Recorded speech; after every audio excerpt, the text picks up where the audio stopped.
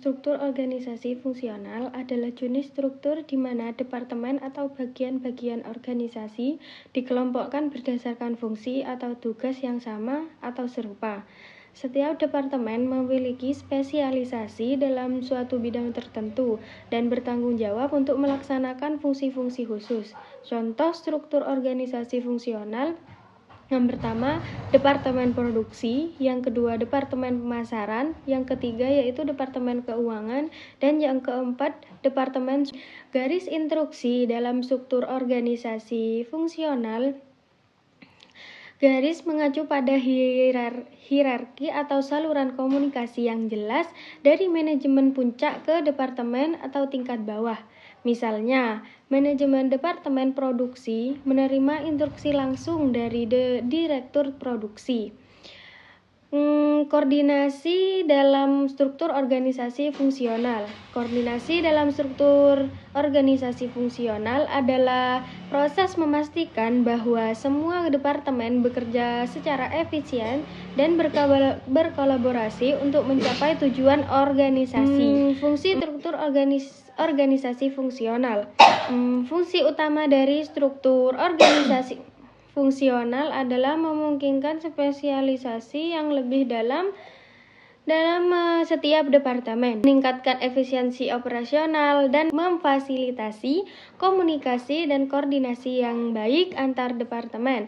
Namun, terkadang struktur ini dapat menyebabkan kurangnya koordinasi lintas departemen dan kesulitan dalam mengatasi masalah kompleks. Di sini saya akan menjelaskan mengenai struktur organisasi divisional. Pengertian struktur organisasi divisional adalah struktur di mana perusahaan dibagi menjadi beberapa divisi yang beroperasi secara mandiri. Masing-masing ini fokus pada produk atau pasar tertentu. Yang kedua, contoh struktur organisasi divisional seperti perusahaan teknologi yang memiliki divisi TV, divisi ponsel, dan divisi peralatan rumah tangga. Setiap divisi ini beroperasi secara independen dengan manajemen dan stafnya sendiri. Yang ketiga, garis instruksi dalam struktur organisasi divisional ini mengacu pada hierarki komunikasi dan wewenang di antara divisi-divisi tersebut. Setiap divisi memiliki manajer atau direktur yang bertanggung jawab atas operasional. Divisi tersebut dapat melaporkan kepada manajemen tingkat atas. Keempat, koordinasi dalam struktur organisasi divisional terjadi antara divisi-divisi tersebut. Ini biasanya dilakukan melalui rapat atau komunikasi langsung antara manajer tingkat atas masing-masing divisi untuk memastikan tujuan bersama tercapai. Yang terakhir, fungsi struktur divisional adalah memungkinkan respon yang cepat terhadap perubahan pasar, meningkatkan fokus pada pasar atau produk tertentu, dan mendorong inovasi di dalam divisi. Untuk materi selanjutnya yaitu struktur organisasi lini. Struktur organisasi lini adalah susunan hierarki di mana otoritas dan tanggung jawab terbagi secara langsung dari atas ke bawah. Contoh struktur organisasi lini dapat ditemukan dalam perusahaan besar, pemerintah, atau organisasi lainnya. Misalnya dalam sebuah perusahaan manufaktur. Yang pertama itu direktur utama. Itu bertanggung jawab atas keseluruhan operasi perusahaan. Yang kedua, departemen produksi. Pemimpin produksi barang dan bertanggung jawab atas kualitas dan efisiensi produksi. Yang ketiga, departemen pemasaran. Itu atas pemasaran produk dan menjalin hubungan dengan pelanggan. Yang keempat, departemen keuangan. Bertanggung jawab atas keuangan perusahaan, termasuk pengeluaran, pendapatan, dan laporan keuangan. Garis instruksi dalam struktur ini adalah jalur komunikasi resmi dari manajemen puncak ke tingkat bawah dan sebaliknya. Misal direktur utama itu memberikan instruksi kepada kepala departemen yang kemudian meneruskannya kepada staf bawahannya. Koordinasi terjadi antara departemen dan divisi untuk memastikan bahwa tujuan perusahaan tercapai secara efektif. Koordinasi itu terjadi antara departemen dan divisi untuk memastikan bahwa tujuan perusahaan itu tercapai secara efektif. Misalnya departemen produksi itu harus berkoordinasi dengan departemen pemasaran untuk memastikan bahwa produk yang diproduksi sesuai dengan permintaan pasar.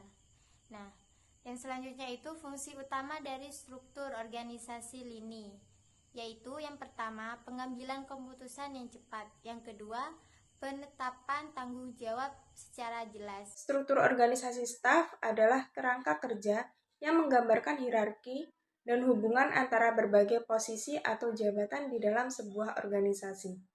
Yang kedua yaitu garis instruksi.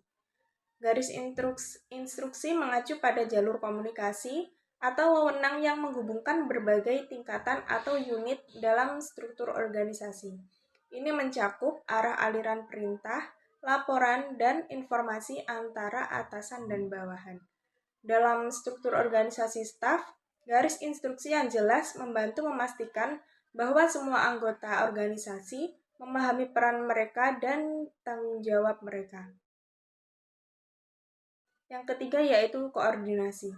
Merujuk pada proses mengintegrasikan kegiatan dan sumber daya organisasi untuk mencapai tujuan yang ditetapkan. Dalam struktur organisasi staf, koordinasi dilakukan melalui aliran komunikasi yang efektif, pertemuan rutin, pembagian tugas yang jelas, dan penggunaan sistem atau prosedur yang disepakati. Koordinasi yang baik membantu mencegah tumpang tindih tugas, meningkatkan efisiensi, dan memastikan keselarasan antara berbagai bagian atau unit dalam mencapai tujuan bersama. Yang terakhir yaitu fungsi dari struktur organisasi staf. Pertama, pembagian tugas, menetapkan tanggung jawab dan kewenangan untuk setiap posisi atau unit dalam organisasi, menentukan jalur komunikasi dan proses pengambilan keputusan di dalam organisasi, mengkoordinasi atau mengatur hubungan antara berbagai bagian atau unit untuk mencapai tujuan bersama, memastikan penyampaian informasi yang efisien dan efektif di seluruh organisasi. Yang terakhir yaitu memantau kinerja dan memastikan kepatuhan terhadap kebijakan dan prosedur organisasi. Dengan demikian, struktur organisasi staf yang baik harus memiliki garis instruksi yang jelas, koordinasi yang efektif, dan fungsi yang sesuai untuk memastikan kinerja organisasi yang optimal. Struktur organisasi lini dan staf. Struktur organisasi lini dan staf adalah kombinasi dari dua jenis struktur organisasi yang berbeda, struktur lini dan staf. Dalam struktur ini, departemen atau bagian yang bertanggung jawab langsung atas tugas inti organisasi disebut departemen lini, sementara departemen atau bagian yang memberikan dukungan dan konsultasi kepada departemen lini disebut departemen staf. Contoh struktur organisasi lini dan staf: perusahaan manufaktur otomotif, departemen produksi atau lini bertanggung jawab atas semua kegiatan produksi mobil termasuk perakitan, pengujian, dan kontrol kualitas. Yang kedua, departemen teknik memberikan dukungan teknik kepada departemen produksi dalam hal perancangan produk, peningkatan proses, dan pemeliharaan peralatan. Yang ketiga, departemen sumber daya manusia atau staf bertanggung jawab atas manajemen sumber daya manusia termasuk rekrutmen, pelatihan, dan pengembangan. Berikutnya, koordinasi dan fungsi. Garis instruksi dalam struktur lini dan staf. Garis instruksi untuk departemen lini. Garis instruksi untuk departemen lini dimulai dari manajemen puncak atau direktur departemen. Instruksi diberikan secara langsung kepada manajer dan staf di dalam departemen lini. Manajemen departemen lini bertanggung jawab atas pelaksanaan instruksi dan mencapai tujuan departemen mereka. Garis instruksi untuk departemen staf. Garis instruksi untuk departemen staf juga dimulai dari manajemen puncak atau kepala departemen staf. Instruksi diberikan kepada staf yang bekerja dalam departemen staf. Staf departemen memberikan dukungan, nasihat, atau bimbingan kepada departemen lini sesuai. Berikutnya, koordinasi. Koordinasi antara departemen lini dan staf terjadi melalui pertemuan koordinasi, komunikasi rutin, dan kolaborasi antar departemen. Berikutnya, fungsi. Departemen lini bertanggung jawab langsung atas kegiatan inti perusahaan, sementara departemen staf memberikan dukungan dan saran ahli untuk meningkatkan kinerja dan efisiensi departemen. Struktur organisasi matris. Struktur organisasi matris melibatkan kombinasi dari dua hal atau lebih struktur organisasi yang berbeda seperti struktur fungsional dan struktur proyek. Dalam struktur matris, karyawan bekerja di bawah dua kepemimpinan atau manajemen yang berbeda, manajer fungsional dan manajer proyek. Ini memungkinkan fleksibilitas dan integrasi antara fungsi dan proyek tertentu dalam organisasi. Contoh struktur organisasi matriks perusahaan konsultasi manajemen. Yang pertama, departemen fungsional, misalnya keuangan, pemasaran, teknik. Karyawan bekerja di bawah manajer fungsional dalam departemen mereka masing-masing. Yang kedua, tim proyek, misalnya implementasi sistem informasi, pengembangan produk baru. Karyawan juga ditugaskan kepada tim proyek yang dipimpin oleh manajer proyek. Tim proyek bertanggung jawab atas pencapaian tujuan tertentu. Deskripsi terkait garis instruksi, koordinasi, dan fungsinya dalam struktur organisasi matriks. Garis instruksi. Setiap karyawan memiliki 2 garis instruksi, yaitu dari manajer koordinasi. Koordinasi dalam struktur matriks sangat penting untuk memastikan keselarasan antara tujuan fungsional dan proyek. Ini membutuhkan komunikasi terbuka antara manajer fungsional dan manajer proyek. Yang ketiga, fungsi. Fungsi ini adalah struktur organisasi matriks, memungkinkan fleksibilitas dan integrasi yang lebih besar antara fungsi dan proyek dalam organisasi. Ini memungkinkan organisasi untuk merespon dengan cepat terhadap perubahan lingkungan atau permintaan pasar. Selanjutnya yaitu struktur organisasi komite. Struktur organisasi komite mengacu pada tata cara atau susunan yang terorganisir secara hierarkis atau fungsional dalam sebuah komite. Ini mencakup bagaimana anggota komite diatur, tanggung jawab masing-masing anggota, dan bagaimana aliran informasi serta keputusan dibuat di dalam komite tersebut. Struktur organisasi komite umumnya terdiri dari ketua, wakil ketua, sekretaris, bendahara, dan anggota. Contohnya dalam sebuah komite sosial di sebuah sekolah. Ketua bertanggung jawab memimpin rapat. Wakil ketua menggantikan ketua saat ketidakhadiran. Sekretaris mencatat proses rapat. Bendahara mengelola keuangan dan anggota turut serta dalam pembuatan keputusan. Ketua memimpin semua anggota agar fokus pada tujuan bersama.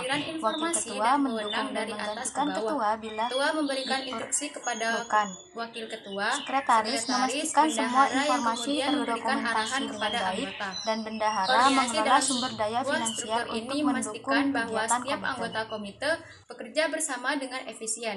Misalnya, ketua dan sekretaris harus bekerja sama dalam menyusun agenda rapat, sementara bendahara memastikan keuangan terkelola dengan baik. Selanjutnya yaitu fungsi struktur organisasi komite. Fungsinya adalah untuk memastikan efektivitas komite dalam mencapai tujuan mereka.